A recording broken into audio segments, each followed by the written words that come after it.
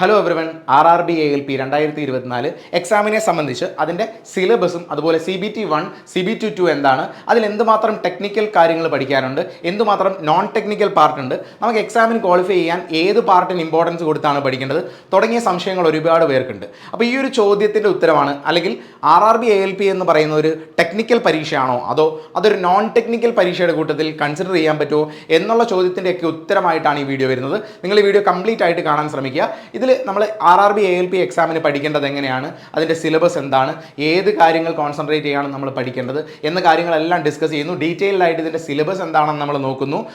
മാത്രമല്ല, നമ്മൾ ഈ വർഷത്തെ 2024 നമ്മൾ പഠിക്കുമ്പോൾ നമ്മൾ വെക്കേണ്ട ഒരു സ്ട്രാറ്റജി തുടങ്ങിയ കാര്യങ്ങളൊക്കെ നമുക്ക് ഡിസ്കസ് ചെയ്യാം. അപ്പോൾ ഇന്നത്തെ വീഡിയോയിലേക്ക് നമുക്ക് കിടക്കാം. RRB ALP 2024 ഇമ്പോർട്ടൻ്റ് ആയിട്ടുള്ള കാര്യങ്ങൾ ഇവിടെ പറയുന്നുണ്ട്. സെൻട്രലൈസ്ഡ് എംപ്ലോയ്മെൻറ്റ് നോട്ടീസ് 1/2024 ഇതിൻ്റെ opening date of application 21 January 20 application start ചെയ്തത്. 19 ഫെബ്രുവരി 19 വരെ നിങ്ങൾക്ക് ഈ ഒരു ആപ്ലിക്കേഷൻ ലൈവ് ആയിരിക്കും. അതിന് മുമ്പായിട്ട്, എത്രയും മുമ്പായിട്ട് നിങ്ങൾ അപ്ലൈ ചെയ്യും. ഇനിയും വരുന്ന ദിവസങ്ങൾ വളരെ ക്രൂഷ്യലാണ്. വരുന്നൊരു 10 തന്നെ എല്ലാവരും ആപ്ലിക്കേഷൻ കംപ്ലീറ്റ് ചെയ്യാൻ ശ്രമിക്കുക. അവസാനത്തെ ദിവസങ്ങളിലേക്ക് നിങ്ങൾ മാറ്റി വെക്കരുത്. 10 എന്ന് പറയുന്ന ഒരു ഡെഡ് ലൈനായിട്ട് വെച്ച് തന്നെ നിങ്ങൾ ഇതിൻ്റെ ആപ്ലിക്കേഷൻ കണ്ടക്ട് ചെയ്ത് ആപ്ലിക്കേഷൻ കംപ്ലീറ്റ് ചെയ്യാൻ ശ്രമിക്കുക. അപ്പോൾ നേരത്തെ നിങ്ങളുടെ അടുത്ത് പറഞ്ഞു ഏത് RRB ആണ് സെലക്ട് ചെയ്യേണ്ടതെന്ന് സംശയമുള്ളവർക്ക് നമ്മൾ മറ്റൊരു വീഡിയോ ചെയ്തിട്ടുണ്ട്. അത് തന്നെ ചെയ്യണം എന്നല്ല, നിങ്ങൾ അത് നോക്കി ആ വീഡിയോ കണ്ട് മനസ്സിലാക്കിയതിന് ശേഷം നിങ്ങൾക്ക് ഇഷ്ടമുള്ള RRB സെലക്ട് ചെയ്ത് ആപ്ലിക്കേഷൻ എത്രയും പെട്ടെന്ന് കംപ്ലീറ്റ് ചെയ്യാൻ ശ്രമിക്കുക. ഇനി ഈ ഒരു നോട്ടിഫിക്കേഷനുമായിട്ട് ബന്ധപ്പെട്ട് അസിസ്റ്റന്റ് ലോക്കോ പൈലറ്റ് ആണ് post. Pay level 2 7th CPC, initial pay 19,900, medical standards A1, age as on 1/7/2024, 18 മുതൽ 30 വയസ്സ് വരെ ആയിരുന്നു ഇനിഷ്യലി വന്ന നോട്ടിഫിക്കേഷൻ. പിന്നീട് ഒരു അപ്ഡേറ്റ് വഴി ഇതിൻ്റെ നോട്ടിഫിക്കേഷനകത്ത് ഏജ് ലിമിറ്റ് 3 വർഷം കൂടെ റിലാക്സേഷൻ തന്നിട്ടുണ്ട്. അതായത് ജനറൽ കാറ്റഗറിക്ക് 33 വയസ്സ് വരെയുള്ളവർക്ക് അപ്ലൈ ചെയ്യാം. OBC കാറ്റഗറിക്ക് 3 വർഷം ഏജ് റിലാക്സേഷൻ ഉണ്ട്. അതേസമയം SC STക്ക് 5 വർഷം ഏജ് റിലാക്സേഷൻ ഉണ്ട്. ടോട്ടൽ വേക്കൻസീസ് പുറത്ത് വന്നിരിക്കുന്ന 5,696 വേക്കൻസീസ് തന്നെയാണ് ഇപ്പോഴും വന്നിരിക്കുന്നത്. ഇനി നമുക്കിതിൻ്റെ വേക്കൻസീസ് നമുക്കറിയാം. നമ്പർ ഓഫ് വേക്കൻസീസ് 5,696 വേക്കൻസീസ് ആണ്. ഏജ് ലിമിറ്റിൻ്റെ കാര്യം ഞാൻ ജസ്റ്റ് മുമ്പ് പറഞ്ഞു. മറ്റു കാര്യം, സിലബസിലേക്ക് നമുക്ക് കിടക്കാം. ഡയറക്റ്റ് ആയിട്ട് സിലബസിലേക്ക് കിടക്കാം. ഇതിൻ്റെ റിക്രൂട്ട്മെൻറ്റ് പ്രോസസ്സിനെ പറ്റി ആദ്യം പറയട്ടെ. ഇതിൽ സ്റ്റേജ് 1 എന്ന് പറയുന്ന കമ്പ്യൂട്ടർ ബേസ്ഡ് ടെസ്റ്റ് 1 CBT1 ആണ് ആദ്യമുള്ള പരീക്ഷ. ഈ ഒരു പരീക്ഷ ജസ്റ്റ് ക്വാളിഫയർ മോഡിലാണ്. അതായത് ഇത് നിങ്ങൾക്ക് സെക്കൻഡ് സ്റ്റേജ് എഴുതാനൊരു എൻട്രി മാത്രമാണ്. ഇതിൻ്റെ മാർക്ക് ഒരു കാരണവശാലും നിങ്ങളുടെ ഫൈനൽ മെറിറ്റ് ലിസ്റ്റിനെ ബാധിക്കുന്നൊരു കാര്യമല്ല. ജസ്റ്റ് ക്വാളിഫൈ ആവുക എന്നുള്ളതാണ് സ്റ്റേജ് 1ൻ്റെ ഉത്തരവാദിത്വം. സ്റ്റേജ് 1 എക്സാം കൊണ്ട് ഉദ്ദേശിക്കുന്നത് ഒരുപാട് പേര്, കോടിക്കണക്കിന് ആൾക്കാർ എഴുതുന്ന എക്സാം ആയിരിക്കും, അല്ലെങ്കിൽ ലക്ഷക്കണക്കിന് ആൾക്കാർ എഴുതുന്ന എക്സാം ആണെങ്കിൽ ആ എക്സാമിൻ്റെ ഒരു ഇനിഷ്യൽ സ്ക്രീനിങ് സ്റ്റേജ് ആണ് CBT1 എന്ന് പറയുന്നത്. അപ്പോൾ CBT1ൻ്റെ ഡീറ്റെയിൽസ് നമുക്ക് നോക്കാം. അത് ഡ്യൂറേഷൻ 60 മിനിറ്റ് ആണ്. 60 മിനിറ്റ് ആണ് എക്സാമിൻ്റെ ഡ്യൂറേഷൻ. ക്വസ്റ്റ്യൻസിൻ്റെ എണ്ണം 75 ചോദ്യങ്ങളാണുള്ളത്. മാക്സിമം മാർക്ക് എന്ന് പറയുന്നത് 75 ഒരു ചോദ്യത്തിന് 1 മാർക്ക്. അതേസമയം നെഗറ്റീവ് മാർക്ക് ഉണ്ട്. 1/3 ആണ് നെഗറ്റീവ് മാർക്ക്. ഒരു ചോദ്യം തെറ്റിച്ചാൽ 1/3 മാർക്ക്, 0.33 മാർക്ക് നെഗറ്റീവ് ആണ് കിട്ടുന്നത്. ഇനി പറയുന്ന കാര്യം ശ്രദ്ധിച്ചോ. Normalisation of the marks will be done for CBTs held in multiple shift. നമുക്കറിയാം ഇങ്ങനെയുള്ള കമ്പ്യൂട്ടർ ബേസ്ഡ് എക്സാംസ് എല്ലാം പല ഷിഫ്റ്റുകളിലായിട്ടായിരിക്കും കണ്ടക്ട് ചെയ്യുന്നത്. അപ്പോൾ ആ എക്സാമിന് വരുന്ന മാർക്കുകൾ എഴുതുന്ന ആൾക്കാരെ എല്ലാം ഡിപ്പെൻഡ് ചെയ്ത് ആ എക്സാമിൻ്റെ ടഫ്നെസ്സിനനുസരിച്ചിട്ട് നോർമലി കണ്ടക്ട് ചെയ്യാറുണ്ട്. അത് ഇതിനും ഉണ്ടാവും എന്നാണ് പറയുന്നത്. Minimum pass percentage for eligibility പറയുന്നത് EWS കാറ്റഗറി ആണെങ്കിൽ 40%. ഇത് ജസ്റ്റ് മിനിമം, നിങ്ങൾ ഈ ഒരു മിനിമം മേടിക്കേണ്ട മാർക്ക്. അതായത് സ്റ്റേജ് 1 ഇതിന് നിങ്ങളുടെ ക്വാളിഫയിങ്ങുമായിട്ട് യാതൊരു ബന്ധമില്ല കേട്ടോ. ഇത്രയും പെർസെൻറ്റേജ് മേടിക്കുന്നവരെല്ലാം ക്വാളിഫൈ ആകും എന്നല്ല അർത്ഥം.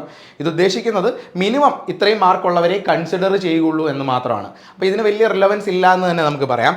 ഇനി standard of questions four CBT1 will generally be in conformity with the educational standards and minimum technical qualifications prescribed for the post. Questions will be of objective type question ആയിരിക്കും. Multiple choice answers ഉണ്ടാവും. Likely to cover topics pertaining to the following syllabus. അതായത് ഇതിനകത്ത് പറയുന്നത് multiple choice, നമ്മൾ normally SSCക്കും റെയിൽവേക്കും എല്ലാം എഴുതുന്ന പാറ്റേണൊന്നും വ്യത്യാസമില്ല. മൾട്ടിപ്പിൾ ചോയ്സ് ക്വസ്റ്റ്യൻസ് ആയിരിക്കും. 4 ഓപ്ഷൻസ് ഉണ്ടാവും. നോർമലി ഇതിൻ്റെ എഡ്യൂക്കേഷണൽ ക്വാളിഫിക്കേഷനുമായിട്ട് ബന്ധപ്പെട്ടതായിരിക്കും എന്നാണ് പറയുന്നത്. അതായത് ഇതിൻ്റെ എഡ്യൂക്കേഷണൽ ക്വാളിഫിക്കേഷൻ ITI ആണ്. അപ്പോൾ നിങ്ങൾക്ക് എല്ലാവർക്കും സംശയം ഉണ്ടാവും, അപ്പോൾ ITI ബേസ്ഡ് ആയിട്ടാണോ സിലബസ് എന്നൊരു സംശയം എല്ലാവർക്കും ഉണ്ട്. ടെക്നിക്കലായിട്ടുള്ള സബ്ജക്റ്റ് ആണോ ഇതിന് പഠിക്കേണ്ടത്? അല്ല, ടെക്നിക്കലായിട്ടുള്ള സബ്ജക്റ്റ് അല്ല ഇതിന് ഏറ്റവും ഇമ്പോർട്ടൻ്റ് ആയിട്ടുള്ള കാര്യം. ആ ഒരു കാര്യമാണ് ഈ വീഡിയോയിൽ ഞാൻ പറഞ്ഞു തരാൻ പോകുന്നത്. ചിലരെങ്കിലും ചിന്തിക്കുന്നുണ്ടാവും ITI ബേസിക് ക്വാളിഫിക്കേഷൻ ആയതുകൊണ്ട് ആ ITI ട്രേഡുമായിട്ട് ബന്ധപ്പെട്ട കാര്യമാണ് കൂടുതൽ പഠിക്കേണ്ടത്, അല്ലെങ്കിൽ അതിന് ഇമ്പോർട്ടൻസ് കൊടുത്താണ് പ്രിപ്പയർ ചെയ്യേണ്ടത്. അല്ല, ഈ സിലബസിൽ നിന്ന് തന്നെ എവിഡൻ്റ് ആണ്. നിങ്ങൾ പഠിക്കേണ്ട കാര്യം എന്താണെന്ന് സിലബസിൽ നിന്ന് എവിഡൻ്റ് ആണ്. നമുക്ക് എന്തൊക്കെയാണ് ഈ ഒരു സിലബസിൽ പറഞ്ഞിരിക്കുന്നത് നോക്കാം. CBT 1ൻ്റെ സിലബസ് ആണ്. ഒന്ന് എന്ന് പറയുന്നത് മാത്തമാറ്റിക്സ് ആണ്. മാത്തമാറ്റിക്സ് നോർമൽ നമ്മൾ പഠിക്കുന്ന SSC എക്സാംസിനും റെയിൽവേ എക്സാംസിനും ഒക്കെ പഠിക്കുന്ന അതേ സിലബസ് തന്നെ. Number system, BODMAS, normally ഇപ്പോൾ ratio, proportion, LCM, HCF, percentage, profit and loss, geometry, trigonometry ഉണ്ട്, എലമെൻ്ററി സ്റ്റാറ്റിസ്റ്റിക്സ് ഉണ്ട്, അഡ്വാൻസ്ഡിൽ നിന്ന് വരുന്ന ടോപ്പിക്സ് ഉൾപ്പെടെ ഇതിനകത്തുണ്ട്. എന്നാലും ഒരുപാട് വലിയ നിലവാരമൊന്നും നമുക്ക് പ്രതീക്ഷിക്കേണ്ട, വലിയ ടഫായിട്ടുള്ള എക്സാമിൻ്റെ ഒരു നിലവാരം പ്രതീക്ഷിക്കേണ്ട, ഒരു ആവറേജ് നിലവാരത്തിലുള്ള ലെവൽ ക്വസ്റ്റ്യൻസ് ആണ്. അരിത്തമാറ്റിക്കും അഡ്വാൻസ്ഡും ഇൻക്ലൂഡ് ചെയ്ത് വരുന്നതാണ് മാത്തമാറ്റിക്സ് എന്ന് പറയുന്നത്. ഇനി പാർട്ട് ബി, ഇതിനകത്ത് പാർട്ട് ബി അല്ല, സെക്കൻഡ് പാർട്ട് എന്ന് പറയുന്നത് മെന്റൽ എബിലിറ്റി ആണ്. റീസണിങ് എന്ന രീതിയിൽ നമ്മൾ പഠിക്കുന്നത്. അതിനകത്ത് analogy, alphabetical and number series, coding, decoding, അതുപോലെ വെൻ ഡയഗ്രാം, ഡേറ്റ ഇന്റർപ്രിട്ടേഷനും ഡേറ്റ സഫിഷ്യൻസി ഉണ്ട്, കൺക്ലൂഷൻസ് ആൻഡ് ഡെസിഷൻസ് ഉണ്ട്, ഡിസിഷൻ മേക്കിംഗ് ഉണ്ട്, സിമിലാരിറ്റീസ് ആൻഡ് ഡിഫറൻസസ് ഉണ്ട്, analytical reasoning, classification, statement, argument and assumptions ഉൾപ്പെടെ എല്ലാ ടോപ്പിക്കുകളും ഉണ്ട്.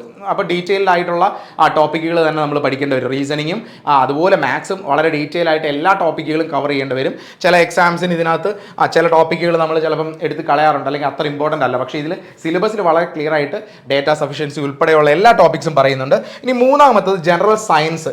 ജനറൽ സയൻസ് പറയുന്നത് 10th സ്റ്റാൻഡേർഡ് ലെവലിലുള്ള physics, chemistry and life sciences. ഈ 3 സബ്ജക്റ്റും നമുക്കറിയാം. ജനറൽ സയൻസിനകത്ത് തന്നെ ഫിസിക്സ്, കെമിസ്ട്രി, ലൈഫ് സയൻസ്, ഇത് 3 വരുന്നത്.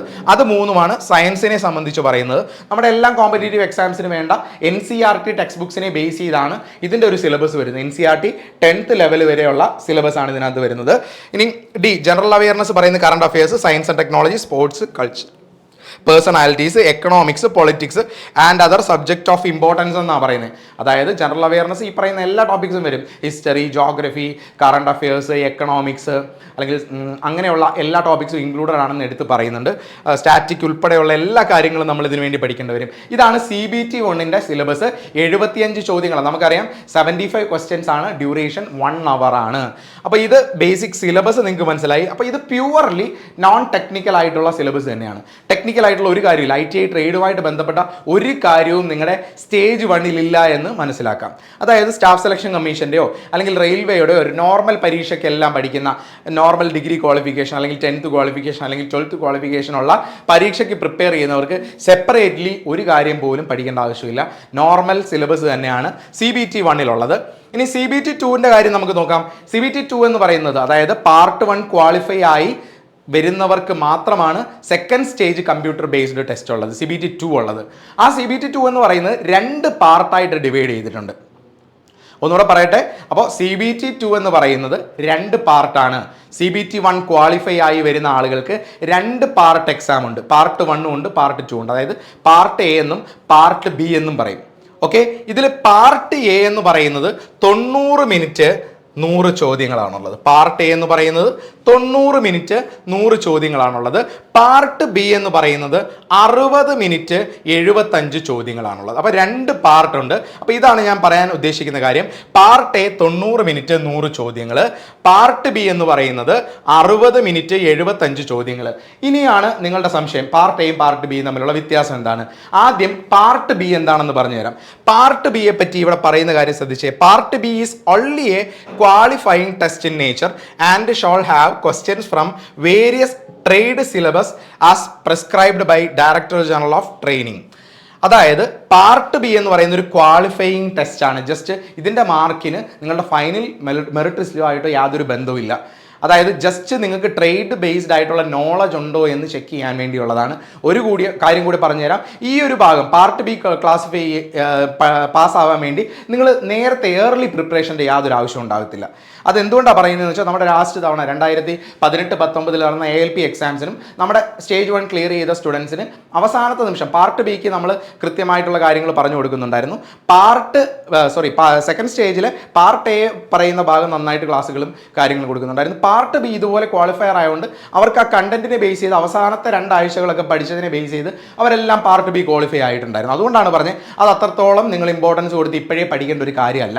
ലാസ്റ്റ് സമയം അല്ലെങ്കിൽ ലാസ്റ്റ് ഒരു മാസം അവസാനത്തെ സ്റ്റേജ് 1 ഒക്കെ കഴിഞ്ഞിട്ട് ഒരു മാസം പഠിച്ചാൽ തന്നെ നിങ്ങൾക്ക് ഈ പാർട്ട് ബി ക്വാളിഫൈ ആവാൻ പറ്റുമെന്നാണ് പറഞ്ഞത്. അല്ലാതെ ഇതിനെപ്പറ്റി നിങ്ങൾ ഇപ്പോൾ വറി ആവേണ്ട ഒരു കാര്യമില്ല എന്നാണ് പറഞ്ഞു തരുന്നത്. അതായത് ടെക്നിക്കൽ അവരുടെ ട്രേഡ് അനുസരിച്ചിട്ടായിരിക്കും ഈ ഒരു പാർട്ട് വരുന്നത്. ചിലർക്ക് ഫിറ്റർ അല്ലെങ്കിൽ ഇലക്ട്രീഷ്യൻ ഇങ്ങനെ പറഞ്ഞ പല പല പോസ്റ്റുകളുണ്ടല്ലോ ITയിൽ തന്നെ. അപ്പോൾ അതിനെ ബേസ് ചെയ്ത് നിങ്ങൾ അപ്ലൈ ചെയ്യുമ്പോൾ നിങ്ങൾ സെലക്ട് ചെയ്യുന്നതനുസരിച്ചായിരിക്കും നിങ്ങളുടെ ക്വസ്റ്റ്യൻസ് വരുന്നത്. അത് വളരെ സിമ്പിളായിട്ട് നിങ്ങൾക്ക് ക്വാളിഫൈ ചെയ്യാൻ പറ്റുന്നതേ ഉള്ളൂ. പിന്നെ ഇവിടെ നോട്ട് ശ്രദ്ധിച്ചേ, qualifying percentage 35 for all candidates irrespective of the category അനുസരിച്ചുള്ള വ്യത്യാസമൊന്നുമില്ല. എല്ലാ കാറ്റഗറി ഉള്ളവർക്കും മിനിമം 35% സ്കോർ ചെയ്യണമെന്നാണ് പറയുക. 35% മിനിമം സ്കോർ ചെയ്യണം. അത് എളുപ്പത്തിൽ സ്കോർ ചെയ്യാൻ പറ്റുന്ന ഒരു കാര്യം മാത്രമേ ഉള്ളൂ. ഇനിയും സിലബസ് ഓഫ് വേരിയസ് ട്രേഡ്സ്, ഓരോ ട്രേഡുകൾ അനുസരിച്ചിട്ട് വേരിയസ് ആയിട്ടുള്ള ട്രേഡുകൾ അനുസരിച്ചിട്ട് വേരിയസ് ആയിട്ടുള്ള സിലബസ് ആണുള്ളത്. അതെല്ലാം ഡീറ്റെയിൽ ആയിട്ട് പറയുന്നുണ്ട്. ഇനിയും കാൻഡിഡേറ്റ്സ് വിത്ത് ITI അല്ലെങ്കിൽ trade apprenticeship qualification will be required to appear in the section having questions from a trade. അവരുടെ ട്രേഡുമായിട്ട് ബന്ധപ്പെട്ട ടോപ്പിക്ക് നിങ്ങൾ സെലക്ട് ചെയ്യുന്ന നിങ്ങളുടെ ട്രേഡ് ITI ട്രേഡുമായിട്ട് ബന്ധപ്പെട്ട എക്സാം ആയിരിക്കും നിങ്ങൾക്ക് വരുന്നത്. നിങ്ങൾ ഫിറ്റർ ആണെങ്കിൽ ഫിറ്ററുമായിട്ട് ബേസ് ചെയ്ത്, ഇനിയും അല്ലെങ്കിൽ മെക്കാനിക് ആണെങ്കിൽ മെഷീൻസുമായിട്ട് ബന്ധപ്പെട്ട ടോപ്പിക്കാണ് വരുന്നത്. ഹീറ്റ് എഞ്ചിൻസ് അങ്ങനെയുള്ള ടോപ്പിക്സ് ഒക്കെയാണ് വരുന്നത്. അങ്ങനെ ട്രേഡ് ബേസ്ഡ് ആയിരിക്കും വരിക. ഇനിയും ഡിഗ്രി അല്ലെങ്കിൽ diploma candidates have to select 1 trade from the list of trades listed below against their engineering discipline. ഇനി ബിടെക് ഉള്ളവർക്കോ ഡിപ്ലോമ ഉള്ളവർക്കോ അവരുടെ എഞ്ചിനീയറിംഗ് ഡിസിപ്ലിൻ അനുസരിച്ചിട്ട് നിങ്ങൾ മെക്കാനിക്കൽ എഞ്ചിനീയറിങ്ങോ അല്ലെങ്കിൽ ഇലക്ട്രിക്കൽ എഞ്ചിനീയറിങ്ങോ നിങ്ങൾ ട്രേഡ് ബേസ്ഡ് ആയിട്ട് വരുന്ന സബ്ജക്റ്റ് സെലക്ട് ചെയ്യുന്നതായിരിക്കും നിങ്ങളുടെ പാർട്ട് ബിയിൽ വരുന്നത്. അപ്പോൾ ഇതാണ് ഈ ഒരു നോട്ടിഫിക്കേഷൻ്റെ പാർട്ട് ബിയുടെ ഇമ്പോർട്ടൻസ്. അപ്പോൾ ഇതിനെപ്പറ്റി ആരും ഇപ്പോൾ ടെൻഷൻ അടിക്കേണ്ട ആവശ്യമില്ല. കാരണം ഇതിൻ്റെ മാർക്ക് ഒരു കാരണവശാലും ഫൈനൽ മെറിറ്റ് ലിസ്റ്റിൽ ഇൻക്ലൂഡ് ചെയ്യുന്നതല്ല എന്നാണ് ഞാൻ പറഞ്ഞു വന്നത്. അപ്പോൾ ഈ എക്സാം ക്ലിയർ ചെയ്യാൻ RRB ALP ക്ലിയർ ചെയ്യാൻ എവിടെയാണ് ശ്രദ്ധിക്കേണ്ടതെന്ന് അപ്പോഴാണ് ചോദ്യം വരുന്നത്. പാർട്ട് എയുടെ കാര്യം നമുക്ക് നോക്കാം. പാർട്ട് എയുടെ കാര്യം നേരത്തെ പറഞ്ഞല്ലോ. പാർട്ട് ബിയുടെ കാര്യം പറഞ്ഞു, ട്രേഡ് ബേസ്ഡ് ആണ്, മിനിമം ക്വാളിഫയിങ് ആണ്. പാർട്ട് എയുടെ കാര്യം നോക്കാം. 90 മിനിറ്റ് 100 ചോദ്യങ്ങൾ. ഇതിൻ്റെ സിലബസ് ഒന്ന് ശ്രദ്ധിച്ചേ. പാർട്ട് എയിൽ ആദ്യം മാത്തമാറ്റിക്സ് ആണ്, നോർമലി നമ്മുടെ ഫസ്റ്റ് സ്റ്റേജിൽ പഠിച്ച അതേ മാത്തമാറ്റിക്സ്. സെക്കൻഡ് പാർട്ട് ബി വരുന്നത് ജനറൽ ഇൻ്റലിജൻസ് ആൻഡ് റീസണിങ് ആണ്.